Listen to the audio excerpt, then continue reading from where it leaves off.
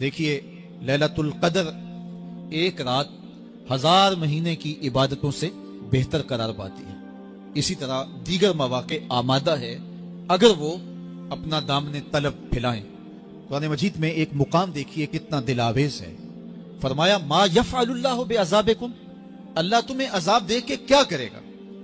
اس کی یہ چاہت نہیں ہے کہ تمہیں عذاب میں مبتلا کرے، اس کی چاہت یہ ہے کہ تم اس کی چوکھٹ پہ آؤ، جھولی پھیلاؤ، اس سے خیرات اور رحمت مانگو، اور وہ تمہارے ماضی کے سارے گناہ معاف کر کے، ساری غلطیاں معاف کر کے تمہیں اپنی رحمتوں سے مالا مال فرما دے. اگر رب کی نافرمانیاں کی ہیں تو لیلۃ القدر کے دامن میں اس سے معافی مانگ لو. اس قدر رو کے معافی مانگو، ترلے منت پہ اتر آؤ، ہاتھ جوڑو، آنسو بہاؤ، چیخو چلاؤ، رو، اس کی دہلیز سے لپٹ جاؤ، اس سے اپنے گناہوں کی معذرت کرو. جب مالک نے معاف کر دی اندر کی ساری بے چینیاں مٹ جائیں گے، دل کو قرار مل جائے گا، دل کو تسکین نصیب ہوگی. لیلۃ القدر اپنے دامن میں اتنی رحمتیں رکھتی ہیں کہ اس امت کے سارے گناہ گاروں کی بخشش کے لیے کافی ہے. اس رات میں روح الامی اترتے ہیں فرشتوں کے جلو میں، جھرمٹ میں، اور اہل ایمان جو قیام میں ہوتے ہیں، قعود میں ہوتے ہیں، ذکر الہی میں ہوتے ہیں، ان سے مصافحہ کرتے ہیں. یہ رات کون سی ہے؟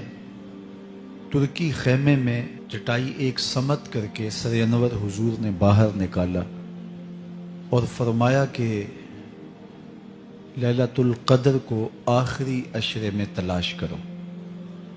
اور ایک روایت کے لفظ یہ ہیں کہ آخری عشرے کی تاک راتوں میں تلاش کرو. وہ تاک رات کون سی ہے؟ اس کو مخفی رکھا گیا. حضرت ابی بن قعب رضی اللہ تعالی عنہ صحابی رسول ہیں، فرماتے ہیں میں قسم کھاتا ہوں کہ وہ رات 27ویں شب ہے. حضرت بایزید بستامی علیہ رحمہ فرماتے ہیں مجھے زندگی میں یہ رات 2 بار ملی ہے اور دونوں بار 27ویں شب ہی تھی.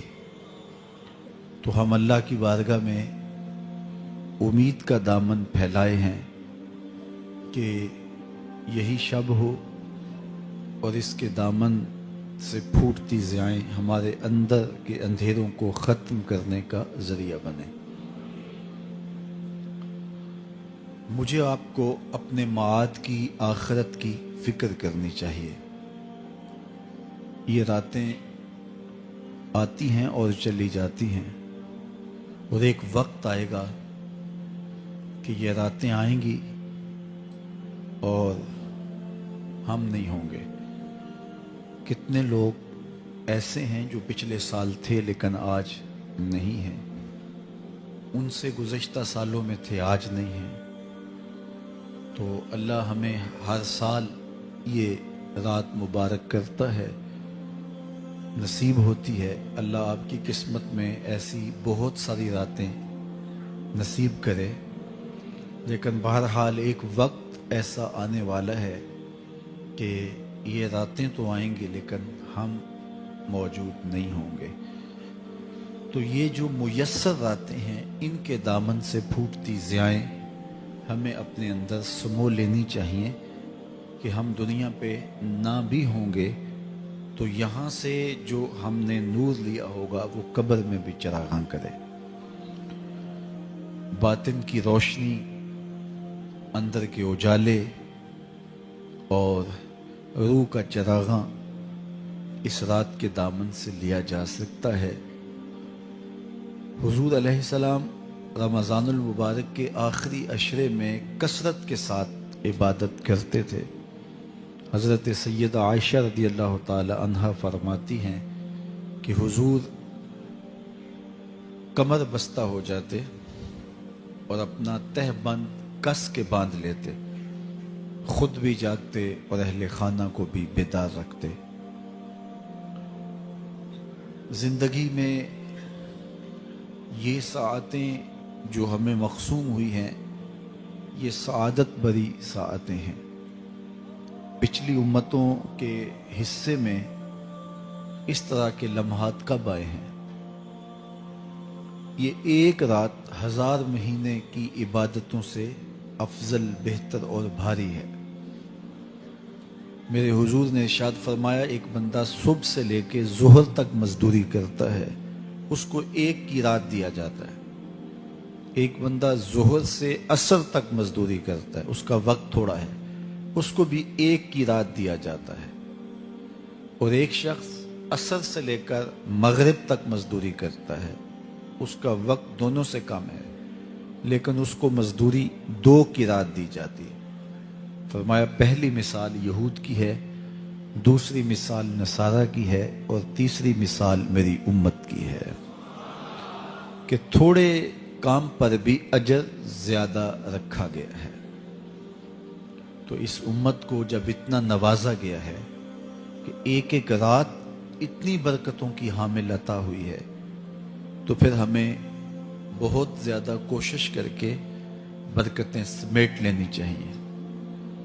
ان گھڑیوں کے دامن سے نکلتے اجالے اپنے اندر سمو لینے چاہیے۔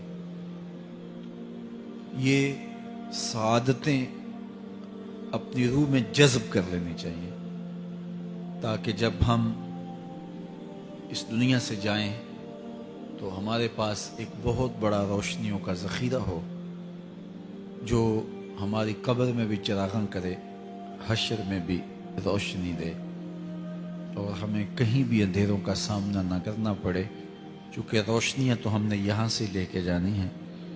تو یہاں سے کتنی روشنیاں لے کے جاتے ہیں، یہ ہماری ہمت ہے، یہ ہماری کوشش ہے۔ اللہ نے تو لوٹ سے لگائی ہے، اس کی رحمتیں مسلسل ہمارے اوپر برس رہی ہیں، اور یہ صدقہ ہے آمنہ کے لال کا، ورنہ ہم اس قابل کہاں تھے۔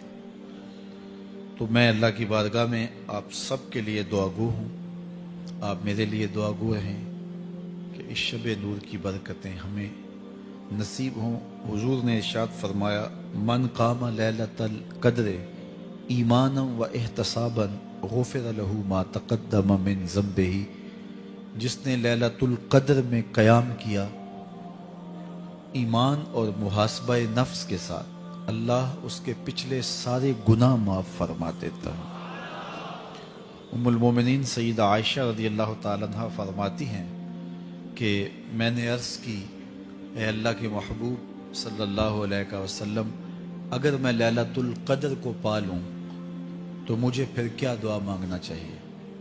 تو حضور نے ارشاد فرمایا، اگر تم لیلۃ القدر پا لو تو یہ دعا مانگو، اللہم انک عفو تحب العفو فاعف عنی، اے اللہ تو معاف کرنے والا ہے، معاف کرنے کو پسند کرتا ہے، میرے معاملات سے درگزر فرما۔ تو اللہ تعالیٰ اس رات کی برکتوں سے ہمیں اپنی پناہ میں، امان میں، حفاظتوں کے حصار میں رکھے۔ ہر سال لیلۃ القدر کے موقع پر اور شب برات کے موقع پر دور و نزدیک سے آنے والے سامعین کو کتاب اللہ سے کچھ ضروری مضامین پیش کرنے کی سعادت پاتا ہوں، چونکہ مجھے پتہ ہے کہ یہاں آنے والے لوگ بڑی دور دور سے آتے ہیں اور اپنے محلوں کو، اپنی بستیوں کو، اپنے شہروں کو چھوڑ کے یہاں پہنچتے ہیں، تو ان کا ایک لمحہ بھی ضائع نہ ہو، ان کی ایک ایک ساتھ کی قدر کی جائے، اور ان کو با مقصد باتیں جو ان کی پوری زندگی میں ان کے لیے نفع کا سبب ہوں، ان کو یہاں سے دی جائیں۔ تو قرآن مجید سے بہتر اور کیا پیغام ہو سکتا ہے؟ تو انشاءاللہ آج آپ کے سامنے کتاب اللہ سے ایک مضمون رکھوں گا۔ اللہ کتاب و سنت کے اجالوں سے ہمارے من کے سارے اندھیرے اور ظلمتیں دور کر دے۔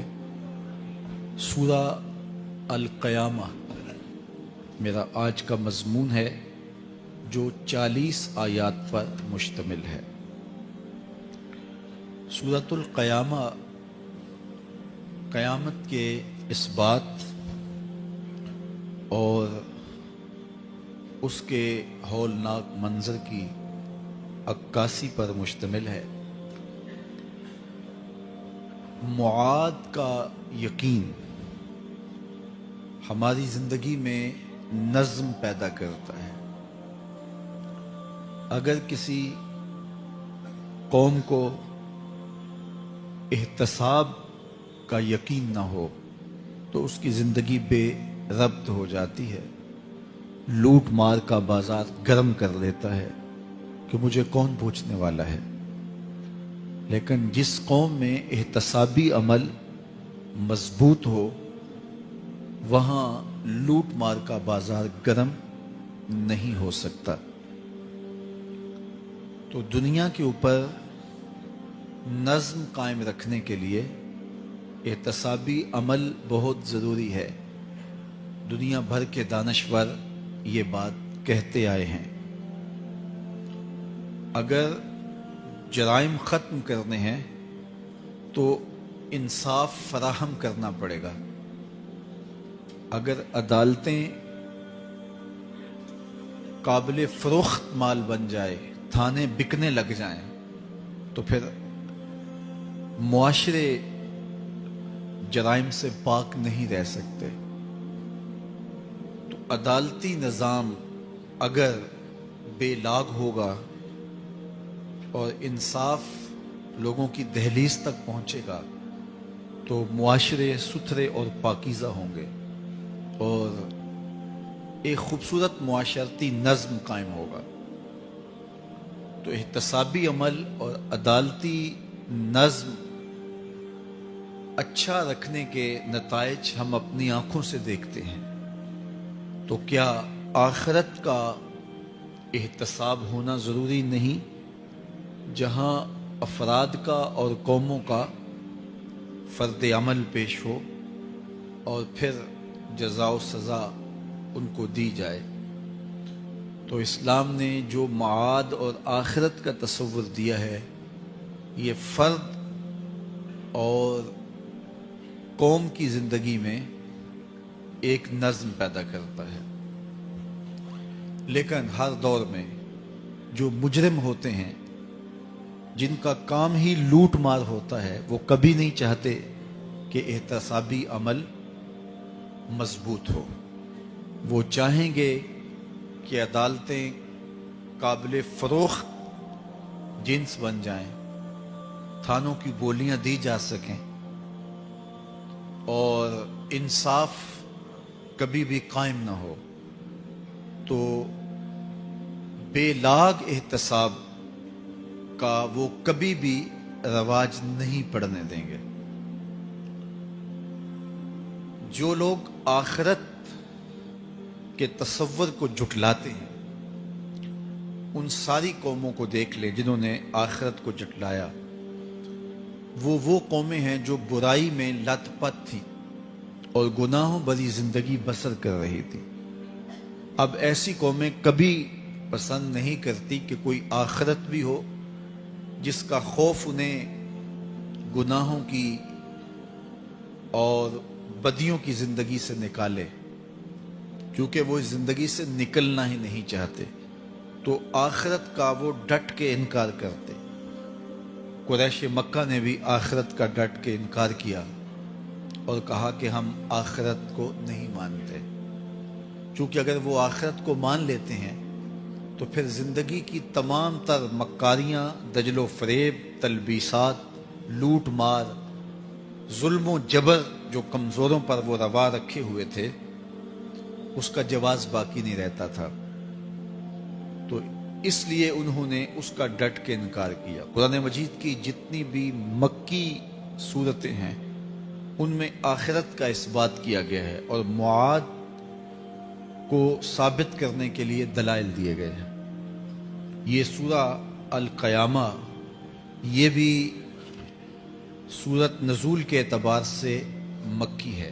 سورت کا آغاز قسم سے کیا جا رہا ہے، لا اقسم بیوم القیامہ، روز قیامت کی قسم یاد کرتا ہوں۔ اللہ تعالیٰ نے قیامت کے دن کی قسم کی۔ ولا اقسم بالنفس اللوامہ، اور قسم ہے ملامت کرنے والے نفس کی، اس جان کی قسم جو اپنے اوپر ملامت کرے۔ انسان کے اندر جو نفس ہے وہ اس کو برائی کا حکم دیتا ہے. حکم دینے والے کو آمر کہتے ہیں اور اسی سے مبالغہ کا صیغہ امارہ ہے، بہت زیادہ حکم دینے والا. تو جو نفس انسان کو برائی کا حکم دیتا ہے اس کو نفس امارہ کہتے ہیں، بہت زیادہ برائی کا حکم دینے والا. لیکن اللہ تعالیٰ جل شانہ دین کی برکت سے جب نفس کی اصلاح کرتا ہے تو نفس امارہ نفس لوامہ بن جاتا ہے، جو ملامت کرتا ہے، برائی پر بندے کو روکتا ہے. اندر ایک جنگ چلتی ہے، بندہ گناہ کرتا ہے لیکن اندر اس کا نفس اس کو ملامت کرتا ہے کہ تم غلط کر رہے ہو. تو اندر جو جنگ چل رہی ہوتی ہے، نفس ملامت کر رہا ہوتا ہے، گناہ بھی چل رہا ہوتا ہے، تمام عمر طوفان سے کھیلتے گزری، نیا کے ڈوبنے کا ڈر بھی رہا. تو یہ اندر جو کھینچا تانی ہے، ملامت اور گناہ، پھر توبہ بھی ہوتی ہے، پھر گناہ بھی سرزد ہو جاتے ہیں. تو یہ نفس لوامہ جو گناہ سے بندے کو روکتا ہے، اللہ تعالیٰ جل شانہ نے اس نفس لوامہ کی قسم کی ہے کہ مجھے قسم ہے انسان کے نفس لوامہ کی، جو اس کو برائی سے روکتا رہتا ہے اور خیر کی طرف اس کو بلاتا رہتا ہے. تو قیامت کی قسم کی اور نفس لوامہ کی قسم کی.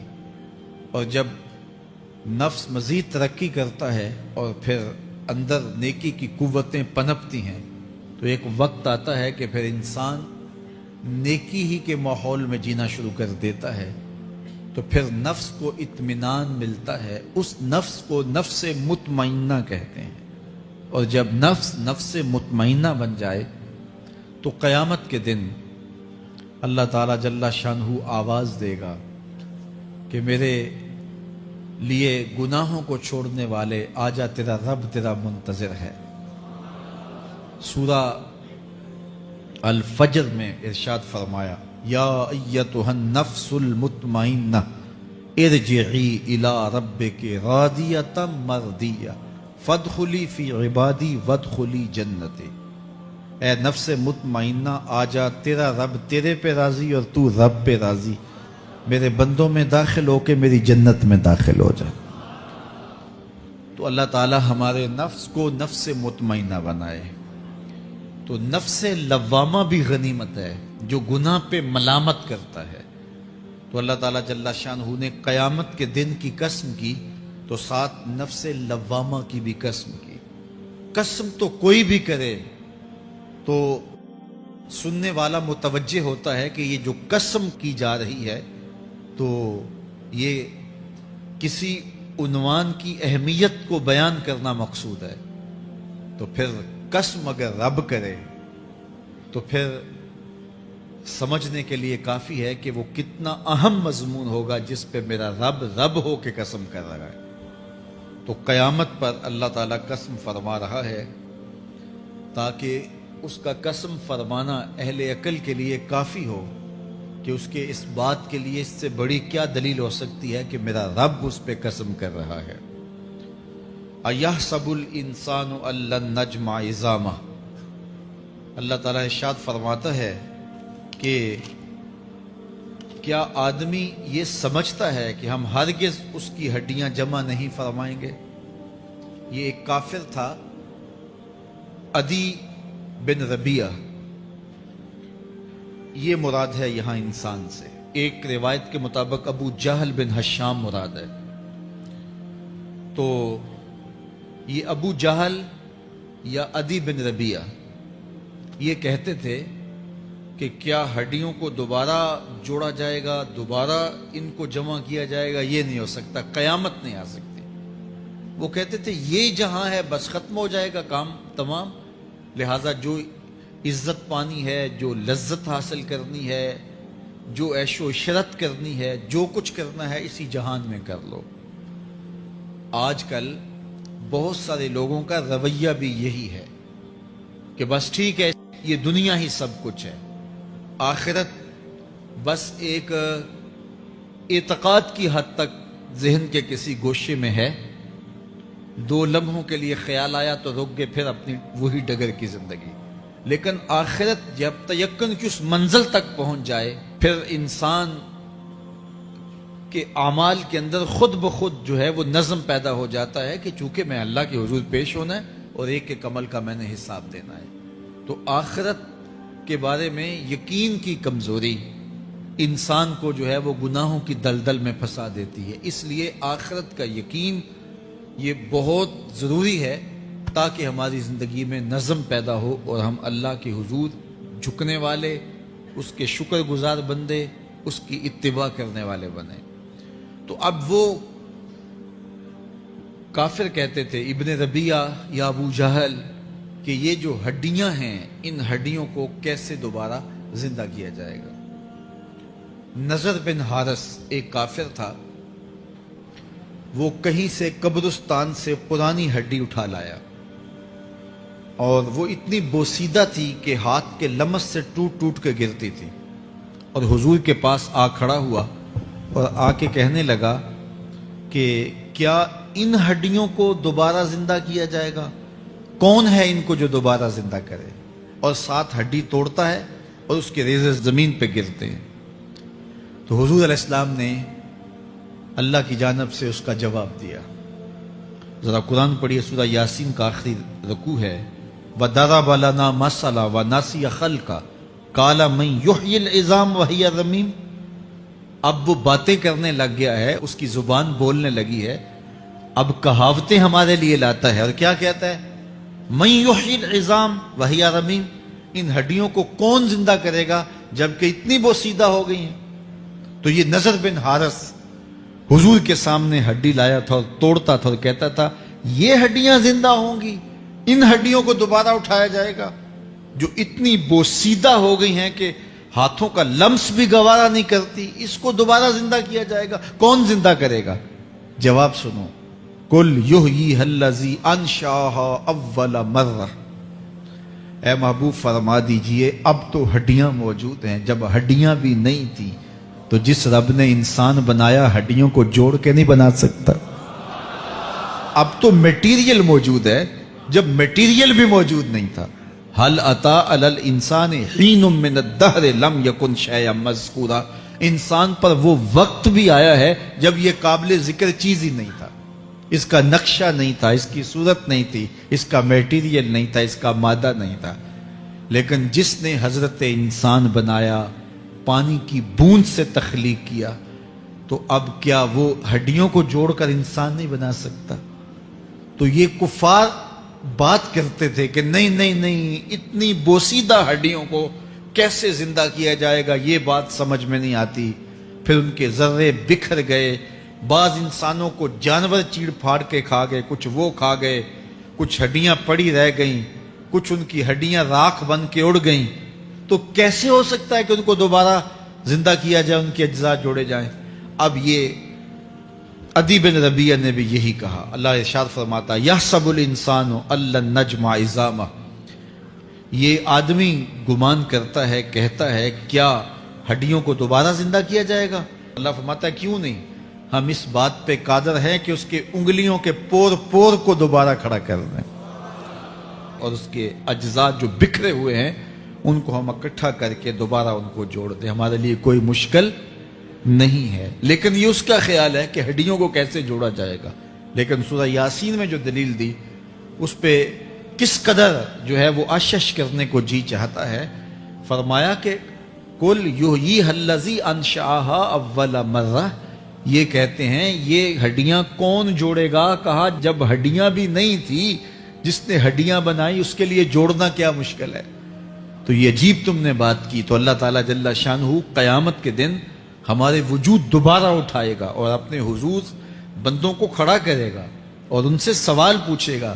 یہ نہیں ہے کہ جو مرضی کرتے گئے، ایک آدمی نے ظلم کیا، جبر کیا، زیادتیاں کی، لوگوں کا حق لوٹا، لوگوں کا مال غصب کیا، عزتیں پامال کی، اور اتنا مؤثر تھا کہ عدالتیں وہ خرید لیتا تھا، کچہریاں وہ خرید لیتا تھا، پولیس وہ خرید لیتا تھا، کوئی اسے پوچھنے والا نہیں تھا، اس کی بات چلتی تھی، اس کا فون چلتا تھا، اس کا رکا چلتا تھا، عیش و عشرت کی زندگی گزاری اور مر گیا، ہزاروں کے حق غصب کر کے، ہزاروں کا مال ہڑپ کر کے، لوگوں کی آبروئیں لوٹ کے مر گیا اور قبر میں چلا گیا، بس قصہ ختم۔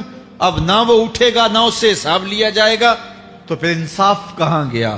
ایک عدالت ایسی ہونی چاہیے کہ جس عدالت میں اس کو بھی پکڑا جائے اور ٹکٹکی پہ باندھا جائے کہ دنیا پر تو کسی نے تجھے پکڑا نہیں، آ اس عدالت میں تیرے خلاف سلطانی گواہ بھی موجود ہیں اور تجھے گناہوں کا، جرم کا بدلہ بھی دیا جائے گا، اور منصف جو ہے وہ انصاف کرے اور ان مظلوموں کو کھڑا کیا جائے کہ دنیا پر تو تمہاری داد رسی کسی نے کی، اس دربار میں تمہاری پوری پوری داد رسی کی جائے گی۔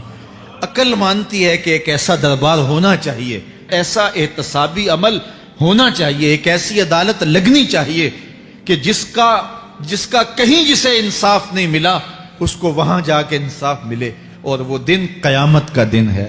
اس کا یقین زندگی میں نظم پیدا کر دیتا ہے اور تھر تھر بدن کانپتا ہے کہ آج اگر ہم مؤثر بھی ہو جائیں اور کسی کے سامنے جواب دے نہ ہوں، لیکن ایک عدالت تو ہے جہاں ہم نے جواب دہ ہونا ہے اور اپنے ایک ایک عمل کا حساب دینا ہے۔ تو اللہ ارشاد فرماتا ہے کہ اس عدالت کے سامنے تم نے پیش ہونا ہے، تمہارے جوڑ جوڑ کو اللہ تعالیٰ دوبارہ کھڑا کرے گا اور اس کو دوبارہ تخلیق کرے گا اور پیدا کرے گا، اور تم دوبارہ کھڑے ہو جاؤ گے، اس کے حضور پیش ہوگے۔ بل یرید الانسان لیفجر امامہ، بلکہ آدمی چاہتا ہے کہ اس کی نگاہ کے سامنے بدی کرے۔ استغفر اللہ۔